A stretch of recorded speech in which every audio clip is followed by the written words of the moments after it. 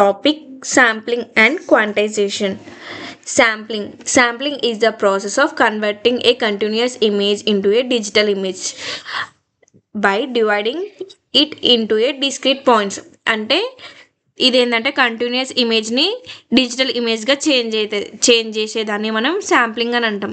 Suppose ఇది continuous image కదా, దాన్ని ఇది డిజిటల్ ఇమేజ్ అంటే ఈచ్ ఒక్కొక్క షేప్ అనేది ఒక్కొక్క పిక్సెల్గా చేంజ్ అయి ఉంటుంది. ఈ బాక్సెస్ ఉన్నాయా వీటిని పిక్సెల్స్ అని అంటారు.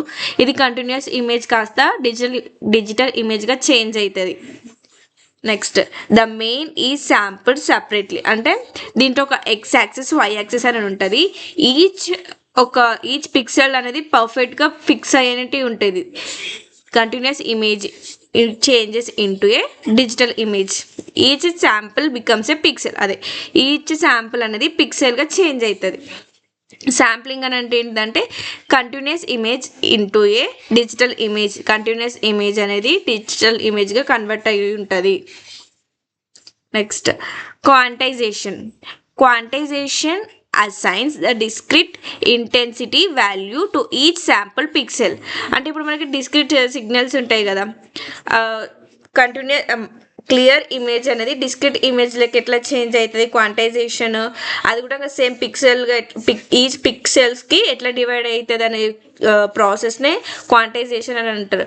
Converting the continuous intensity value is into A fixed level. అంటే కంటిన్యూస్ ఇంటెన్సిటీ వాల్యూని మనం ఫిక్స్డ్ లెవెల్కి చేంజ్ చేసేదాన్ని మనం క్వాంటైజేషన్ అంటాం. Number of levels depends upon the bit per pixel. అంటే నెంబర్ ఆఫ్ లెవెల్స్, ఎన్ని లెవెల్స్ ఉంటాయి మనకి బిట్స్ బట్టి ఉంటాయి. ఇప్పుడు సపోజ్ ఫస్ట్ ఒరిజినల్ ఇమేజ్ అనుకో, దాన్ని 8 బిట్స్ లెక్క చేంజ్ చేసి ఇట్లయితుంది, 4 బిట్స్కి చేంజ్ చేసి ఇట్లయితుంది, ఒకవేళ 1 బిట్కి చేంజ్ చేస్తే ఇట్లయితుంది. ఒక ఇమేజ్ అనేది దాన్ని డిఫరెంట్ బిట్స్లో కన్వర్ట్ చేయొచ్చు. 8 బిట్స్, 4 బిట్స్, 6 బిట్స్, దాంట్లో లెవెల్స్ కూడా ఉంటాయి.